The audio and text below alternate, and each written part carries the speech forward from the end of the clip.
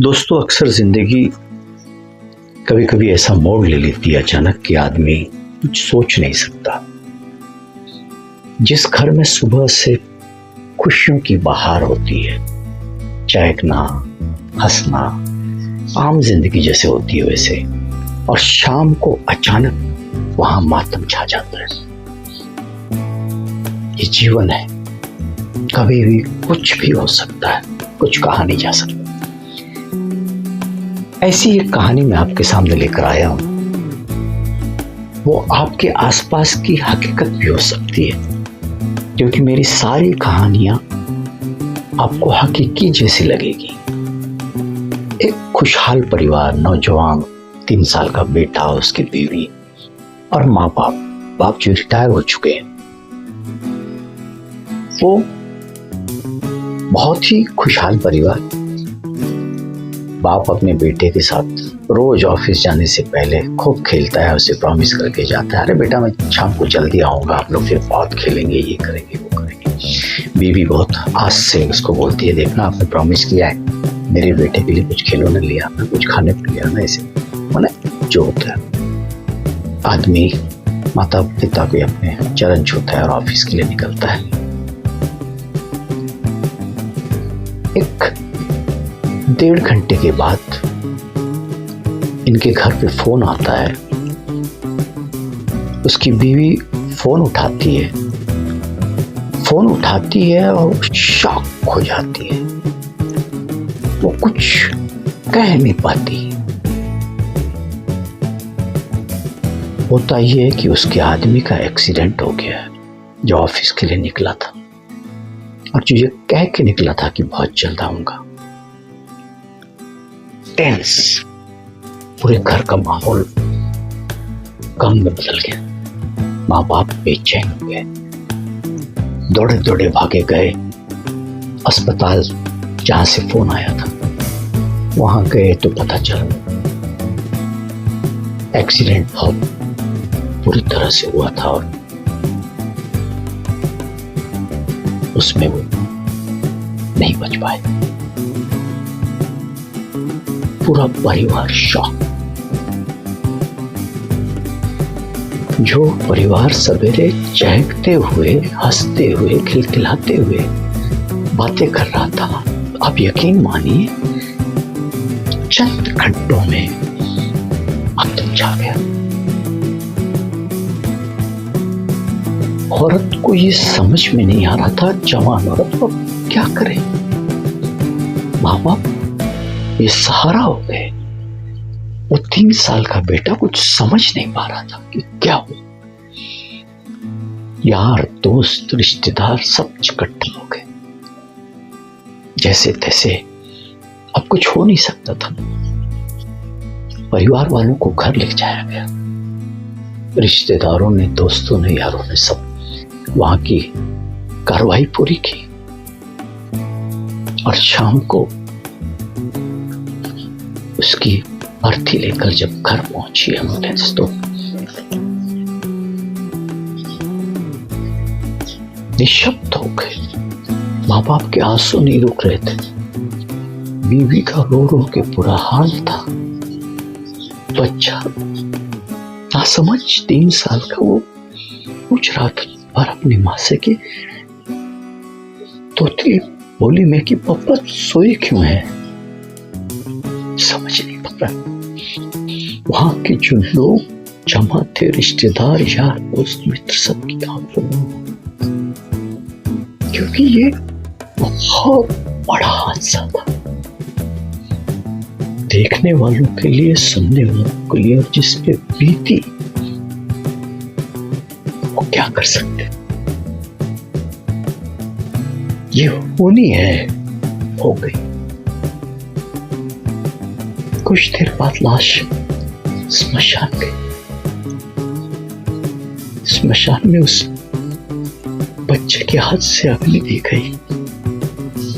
वो कुछ समझ नहीं पा रहा था कि ये सब क्या हो रहा है। 3 साल का मासूम, उसे क्या पता कि क्या हो रहा है। बीवी दूर खड़ी देख रही थी।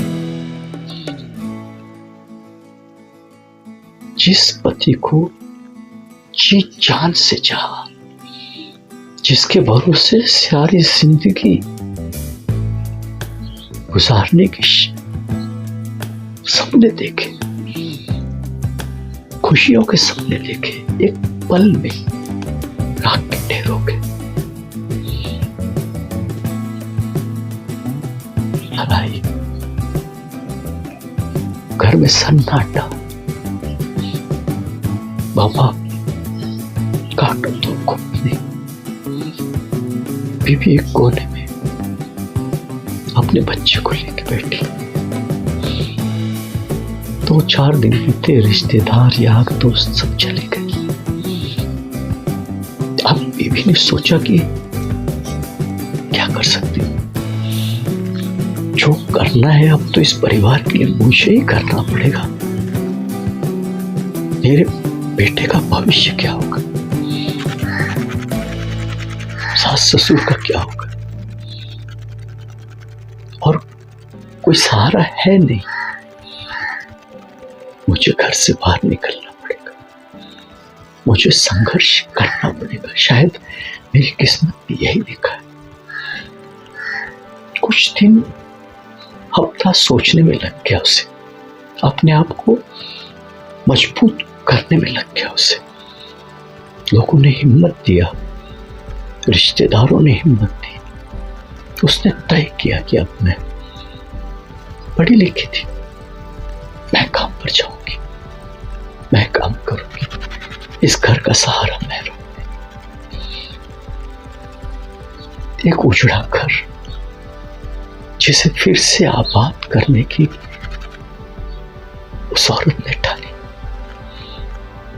उसे एक जगह जॉब लग गई। वो रोज सवेरे ऑफिस जाते टाइम अपने बच्चे को स्कूल छोड़कर जाती थी, फिर अपने ऑफिस जाती थी। फिर बच्चा स्कूल से आ जाता था तो अपने दादा दादी के साथ रहता था। उसने धीरे धीरे अपने आप को तैयार कर लिया। वक्त बीतता गया, साल बीतते गए, बच्चा बड़ा होता गया। उसकी तकलीफें कम नहीं हुई, उसकी यादों का वो बोझ कम नहीं हुआ, क्योंकि ऐसे हादसों में जिसके ऊपर बीतती वो किस्मत ने उसका सहारा छीन लिया। लेकिन एक मां होने की ताकत ने उसे टूटने नहीं दिया। वो रोज रातों को रोती थी, लेकिन सुबह उठकर अपने बच्चे के लिए मुस्कुराती थी। धीरे धीरे दिन बीतते गए, बच्चा बड़ा होता गया। उसने कई मुसीबतें, कई ताने झेले, क्योंकि ये दुनिया है। आप मुझसे बेहतर भी जानते होंगे शायद कि ऐसी औरतों को समाज में बहुत कठिनाई से जीना पड़ता है। ये समाज नोचने के लिए खड़ा होता है, सहारा चंद लोग देते हैं, लेकिन उस गंदगी से, उस दर्दगी से भी अपने आप को पार करके जाना होता है। उस औरत की हिम्मत दाद देनी पड़ेगी।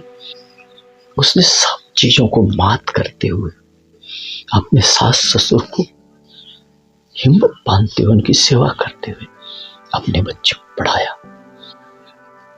एक बार उस बच्चे को जब वो जवान हो रहा था, 9th 10th में कुछ था, तो उससे स्कूल में कहा गया कि आपका आइडियल कौन है, इस विषय पर आप लेक्चर दो छोटा सा। तो उस बच्चे ने अपनी माँ टाइटल पर एक छोटी सी कविता टाइप लेक्चर दी। खूब लोगों ने प्रशंसा की, क्योंकि वो भुक्तभोगी था, वो देख रहा था। फिर वो घर आया और उसने माँ से कहा कि माँ, आज स्कूल में मुझे कहा गया कि आपका आइडियल कौन है? मैंने आपके ऊपर चंद लाइन सुनी, बहुत वाहवाही मिली मां मुझे। मां ने आंसू भरकर अपनी आंखों में उसे गले से लगाया और उसका बोलना छू, उसे कहा, बेटा इसी तरह से पढ़ना तेरे पिताजी का सपना था। मुझे हिम्मत देना कि मैं उस सपने को पूरा कर सकूं, क्योंकि तुम्हारे बगैर मैं उस सपने को पूरा नहीं कर सकता। उसमें तुम्हारा भी साथ चाहिए। खूब पढ़ना, खूब पढ़ा। देखो, एक मां की हिम्मत, वो जब टूटती है तो कैसे टूटती है, और जब वो अपने आप को शेरनी बना लेती है तो कैसे वो पूरे परिवार को संभाल लेती है। एक छोटी सी कहानी मैंने इसलिए सुनाई कि ये समाज में अक्सर घटित होता है। कहीं ना कहीं आपको ऐसा लगेगा कि मैं जो कहानी बता रहा हूं शायद आपके आस पड़ोस में कहीं रिश्तेदार में आपने सुनी होगी। मैं समाज से ली हुई कहानी समाज को देता हूं। देने में अगर कुछ गलती हो गई हो मुझसे तो मुझे क्षमा करो। और एक छोटी सी कहानी को मेरी कबूल करना अच्छी लगे तो लाइक, शेयर और सब्सक्राइब। Thank you.